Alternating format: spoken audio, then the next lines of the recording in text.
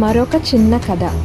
రామకార్యం సాఫల్యం కోసం వానరులు కొండలను రాళ్లను తీసుకుని వచ్చి సముద్రముపై రామసేతు వంతును నిర్మిస్తుంటే అది చూసిన ఉడత తన శక్తి మేరకు తన కూడా ఈ కార్యక్రమంలో పాలు పంచుకోవాలని అనుకున్నది.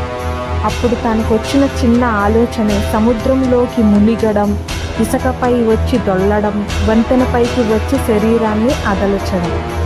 ఇది చేసి ఉడత తన భక్తిని చూపుకుంది. దీనినే మనం ఉడత భక్తి సాయం అని కూడా అంటాం. అది చూసిన రాముల వారు ఎంతో సంతోషించి ఉడతను తమ చేతిలోకి తీసుకొని శరీరమంతా నిమిరారు. దీనిని బట్టి మనకి ఏమి అర్థమైంది? మనం చేసే పనిని హృదయపూర్వకంగా చేయడం గొప్ప, కానీ పనిని బట్టి గొప్పతనం రాదు.